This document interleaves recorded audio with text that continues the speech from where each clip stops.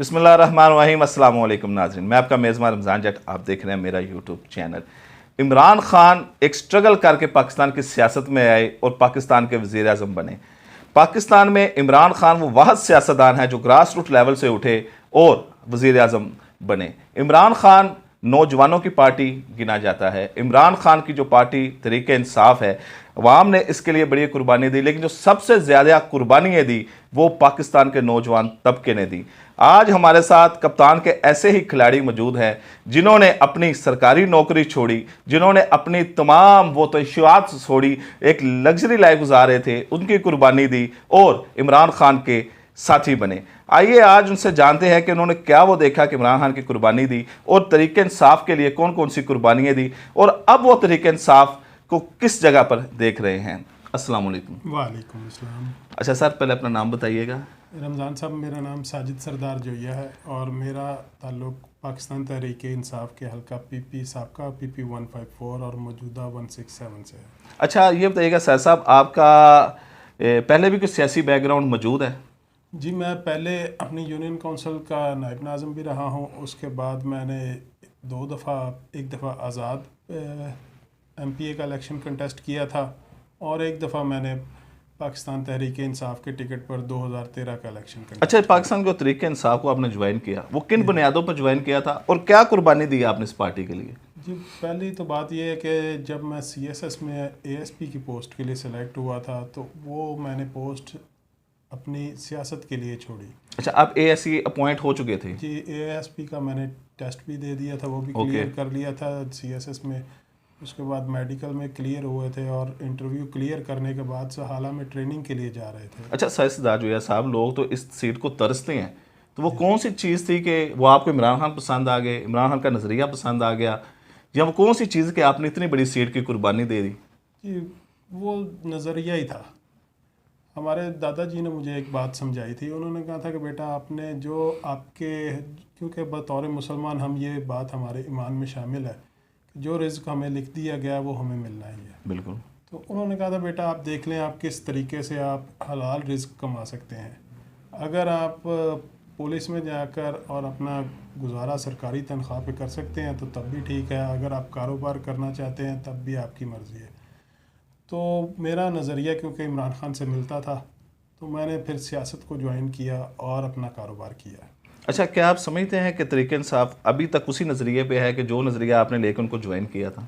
जी, इंसान अपनी गलतियों से सीखता है। जी बिल्कुल। और मेरी नज़र में खान साहब ने कुछ मिस्टेक की थी जिनको वो ख़ुद मानते हैं कि मैंने गलत फ़ैसले किए थे और गलत टिकटें दी थी, जिनको कि मैं दुरुस्त करना चाहता हूँ। और इंशाल्लाह हमें भरपूर उम्मीद है कि हमारे लीडर इमरान खान साहब जो माजी में गलतियाँ हुई हैं वो दोबारा नहीं दोहराते, क्योंकि मोमिन की एक निशानी अल्लाह ताला ने ये भी बयान की है कि वो जिस सुराख से एक दफ़ा डसा जाए दोबारा उस सुराख से नहीं डसा जा सकता। अच्छा साजिद सरदार जोया साहब, आपके मुखालिफ कैंडिडेट कौन सा था?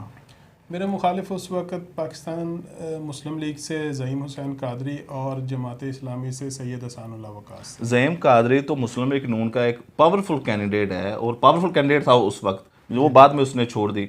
तो क्या उसके साथ आपका मुकाबला, आप उसके साथ मुकाबला कर पाए थे? इमरान खान ने आप में कुछ चीज़ देखी होगी जो आपको टिकट अनायत की थी ना? बिल्कुल, हम उस वक़्त उस इलेक्शन में रनर अप आए थे और तकरीबन 3,3500 वोट से के मार्जिन से उस वक़्त इलेक्शन हारे थे। लेकिन वो कोई ऐसा ज़्यादा मार्जिन नहीं था, हम 22,000 पे थे, वो 26,000 वोट पे थे, तो उसमें इतना ज़्यादा फ़र्क भी नहीं था। और पहला इलेक्शन पाकिस्तान तहरीक इंसाफ का उस हल्के से था जहाँ पे हम, जिस हल्के को सन 88 से मुस्लिम लीग नून आज तक अपना गढ़ गिनती है कि यहाँ से नून लीग अगर किसी खंबे को भी टिकट देगी तो वो भी जीतेगा, और हम वहाँ पे रनर अप आए थे। तो ये तो हमारी एक समझ लें पार्टी की, खान साहब के विजन की और हमारी वहाँ पे एक कामयाबी थी कि हम रनर अप भी आए, क्योंकि साबका जो वहाँ से MPA के जो वहाँ से उम्मीदवार थे या साबका जो MPA थे वो सैयद हसानुल्लाह वकास साहब थे, वो 3rd नंबर पे आए थे। बिल्कुल ठीक है। और उनकी रेपुटेशन भी इलाके में इतनी कोई ख़ास बुरी नहीं थी। जिस तरह के ज़हीम के बारे में तो लोगों के ख्यालात अच्छे नहीं थे, बिल्कुल ठीक है। लेकिन साजिद दाजुया साहब, इमरान खान से, जैसे इमरान खान इस गलती को खुद तस्लीम कर चुके हैं, जैसे उनके साथी उनको छोड़ गए, जंगीर तरीन छोड़ गया, अब्दुल अलीम खान छोड़ गए, वो जो बड़े बड़े ग्रुप थे वो उनको इमरान खान से अलग हो गए।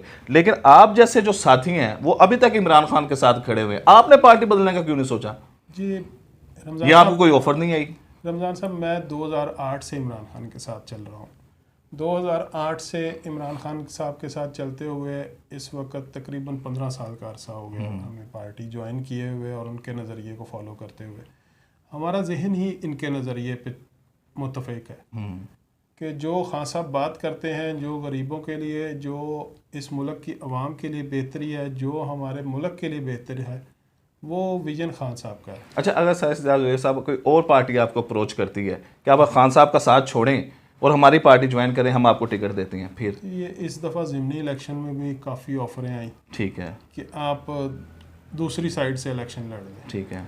हमने उनको साफ यही बताया था कि देखें, हमारा ताल्लुक़ पाकिस्तान तहरीक इंसाफ से है, हम खुद टिकट के उम्मीदवार हैं पाकिस्तान तहरीक इंसाफ से, और अगर पाकिस्तान तहरीक इंसाफ हमें टिकट देगी तो हम इलेक्शन लड़ेंगे, नहीं तो अगर उन्होंने जिस भी कैंडिडेट पे हाथ रख दिया तो हम उसकी सपोर्ट करेंगे, और हमने इस दफ़ा उस कैंडिडेट को सपोर्ट करके जितवाया भी है। अच्छा साजिद साहब, आप इतने अग्रेसिव तौर पर इमरान खान के साथ हैं, तो अगर मुखालिफ पार्टियों की हुकूमत आ गई, जैसे यहाँ पे नून लीग की हुकूमत आ जाती है, तो आपको तो सियासी इंतकाम का भी निशाना बनाया, आपको डर नहीं लगता? जी ये तो 2013 से हम सियासी इंतकाम को फेस करते हैं। आपके ऊपर पर्चा जात हुए? मेरे ऊपर झूठे पर्चे बेशुमार हुए, और नून लीग के दौर में हुए, जिनमें आप ये कह लें कि एक अगर छोटी सी किसी की दुकान जल गई है तो उसका पर्चा भी ये नून लीग ने मेरे ऊपर ही कटवाया। ठीक है।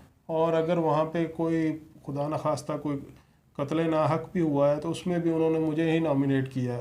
लेकिन अल्लाह का शुक्र है कि जब इंसान सच सच होता है और जब इंसान बेगुनाह हो तो वो बेगुनाह ही होता है। बिल्कुल ठीक है। और मैं हर जो भी इन्होंने मेरे खिलाफ झूठी FIRs कटवाई, मैं उनमें से बेगुनाह होकर ही बरी हुआ। ऐसा साहब, ज़िंदगी में कभी ख्याल तो नहीं आया कि यार मैंने गलती कर दी, एक सरकारी अच्छी बड़ी बाबू की नौकरी छोड़ के मैं सियासत में आ गया, जहाँ मुझे पर्चों का भी सामना करना पड़ रहा है, लोगों की बातें भी सुननी पड़ रही है, यह कभी पछतावा तो नहीं हुआ? नहीं, पछतावा इसलिए नहीं हुआ क्योंकि जो आपको पहले बताया था ना, जो हमारे बड़ों ने हमें तालीम दी है ना, कि आपका जो रिज़्क है वो आपको मिलना ही है, और रिज़्क हम अल्लाह का करम है, अच्छा कमाते हैं, अच्छा अपने इलाके में हमारा नाम है।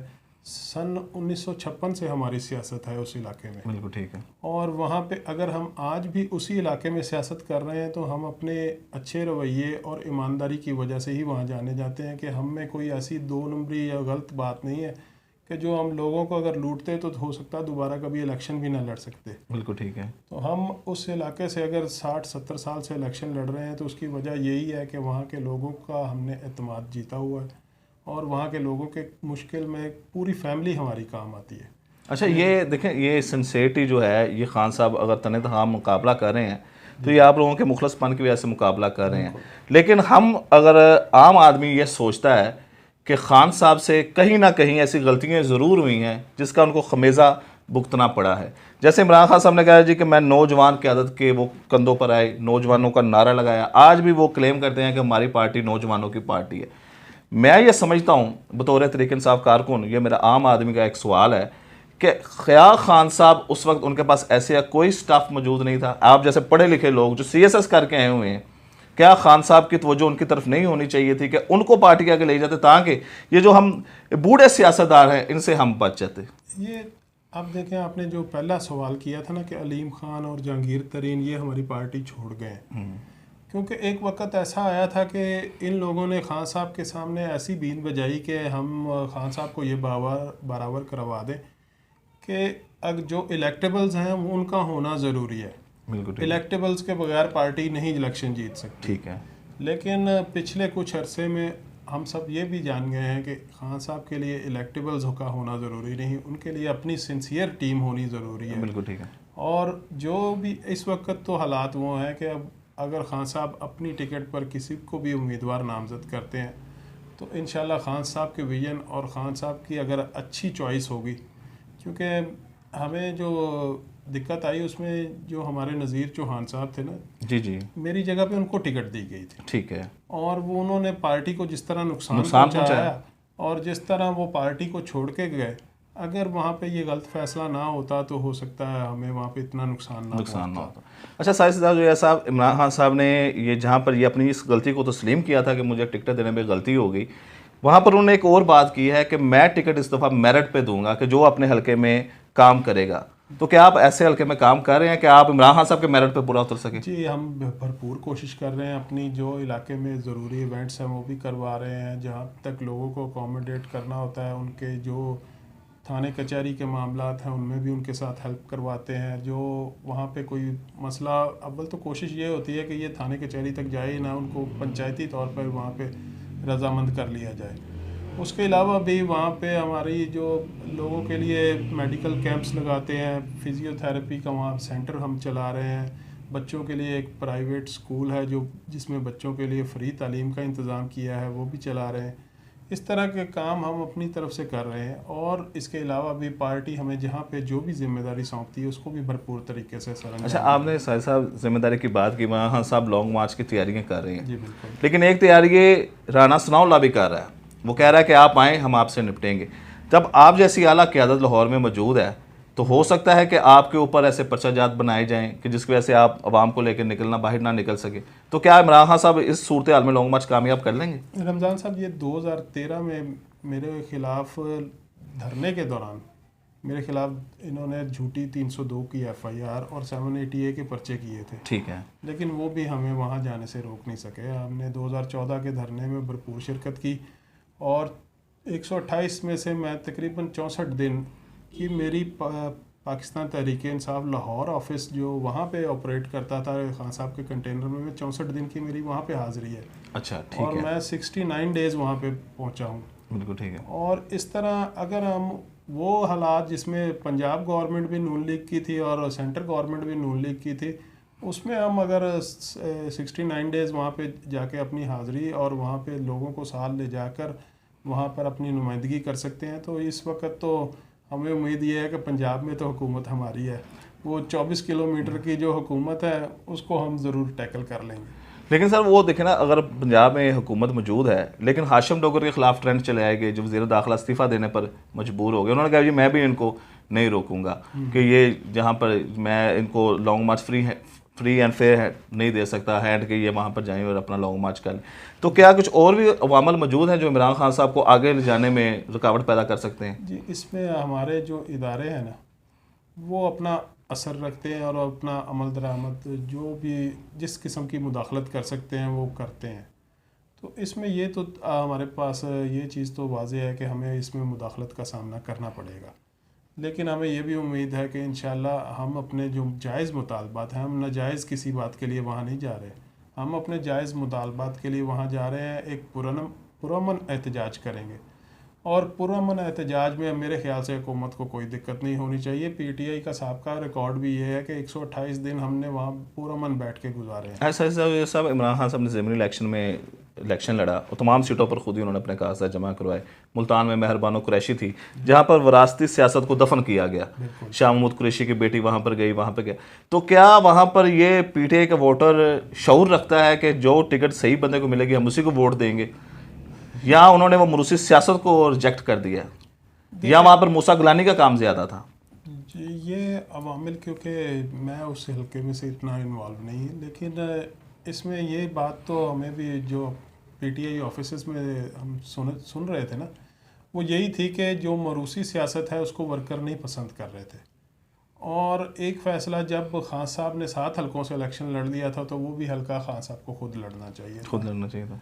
लेकिन अगर वहाँ से जो भी वजह थी जिस वजह से भी टिकट, इसका मतलब इमरान खान साहब टिकटों का सोच रहे हैं कि वो बंदे को तलाश कर रहे हैं कि किन किन को टिकट दिए, इसलिए उन्होंने ज़मीनी इलेक्शन में टिकट नहीं दिए। टिकट वहाँ से दी गई थी ना, हम मेरा ख्याल ये है कि वर्कर्स को भी ये इस बात को बराबर कराना चाहिए कि खान साहब ही इलेक्शन लड़ रहे हैं। अगर वहाँ मेहरबानो थी तो वो खान साहब की नुमाइंदगी कर रही थी। बिल्कुल ठीक है। उसमें अगर खान साहब यूथ को या किसी नए चेहरे को लाना चाहते हैं तो वर्कर्स को उसके साथ भरपूर ताउन करना चाहिए।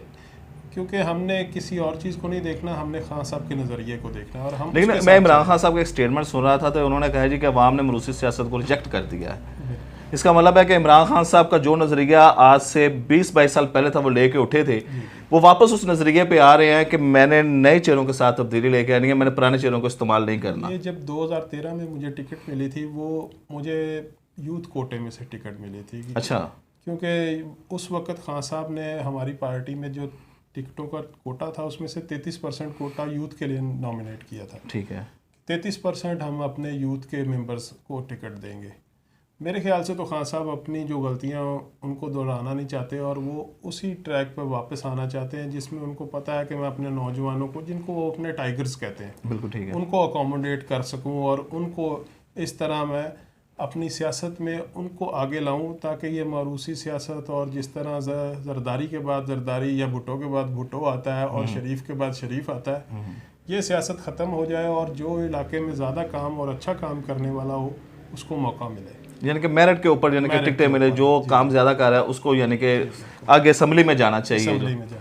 अच्छा, फिर इस तरह तो ये जो हमारे मुल्क में वाकई तब्दीली आ जाएगी, लेकिन जैसे आप मुकाबला कर रहे हैं, अगर किसी ऐसे हलके में कोई ऐसा बंदा खड़ा कर दिया जाता है, जो आपने ज़हीम कादरी का मुकाबला किया और ज़हीम कादरी उस वक्त यानी कि नून लीग का एक पिलर गिना जाता था, जो बाद में इख्तलाफात पैदा हुए, आप पे पर्चे हुए, लेकिन क्या खान साहब के ज़हन में ये बात तो नहीं कि यार शायद कुछ ऐसे लोग भी, शरीफ लोग हो जो इनका मुकाबला नहीं कर सकते, उनके लिए भी पार्टी में कोई बैकअप मौजूद है? जी, पार्टी में हर बंदे के लिए बैकअप है और ऐसी कोई बात नहीं है कि जी ज़हीम कादरी ने जो भी किया हमने उसको फेस किया है और सीधी सी बात है, आपको बताया जो हक है, जो सच है वो हमेशा ऊपर आता है। वो जीत हमेशा सच की है और झूठ ने हमेशा उसका झूठ का मुंह काला ही होता है। अच्छा, क्या इमरान खान साहब आप समझ रहे हैं कि 2 तारीख अक्सरियत लेकर असम्बली में आएंगे?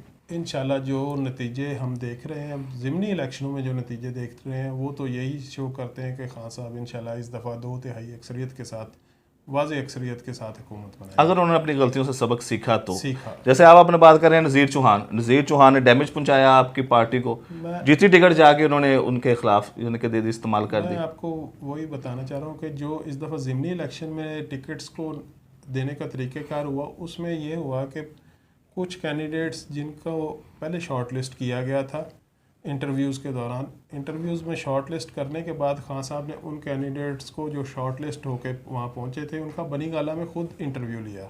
ठीक है। और उसमें उन्होंने सब वर्कर्स को एतमाद में लिया कि जो मैं फ़ैसला कर रहा हूँ उसमें क्या अवामिल है, क्या कारआमद है, जिसकी वजह से ये फ़ैसले हो रहे हैं और इसी वजह से हमने उन फैसलों को खुले दिल के साथ कबूल किया। अगर 13 जमातें मिलकर खान साहब का मुकाबला करती हैं तो खान साहब तो मुकाबला नहीं कर पाएंगे, अगर पीडीएम पूरे इलेक्शन में उतर आती है तो?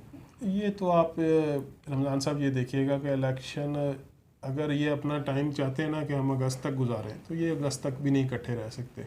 इन्होंने तो उससे पहले ही एक दूसरे को चोर चोर कहना शुरू कर देना है, बल्कि इनका एजेंडा ही यही है कि हमने जिस वक्त अपनी पोजीशन देखनी है कि इनसे अलहदा होने की, क्योंकि MQM के बयानात आपके सामने हैं, वो तो इनसे अलहदा होना चाह रहे हैं। इसके अलावा भी जो बलूचिस्तान अवामी पार्टी है या और भी जो पार्टियां इनके साथ शामिल हैं, आप देखिएगा आहिस्ता आहिस्ता उन्होंने इनसे अलहदगी इख्तियार करनी है अपना सियासी कैरियर बचाने के लिए। बिल्कुल ठीक है। और पीडीएम का सियासी कैरियर कोई नहीं, ये तो एक इन्होंने अपने कैरियर। अच्छा, आपने तो अपनी जवानी सारी तरीके इंसाफ को दे दी। जी जी ठीक है, 2013 से लेकर आज तक आप तरीके इंसाफ के साथ ही खड़े हैं, आपको ऑफर्स भी मौजूद हुई, अपने पर्चे भी फेस किए, सारा कुछ किया, लेकिन आज अगर आप बतौर यूथ, क्या पाकिस्तान की यूथ इमरान खान के साथ ही खड़ी है?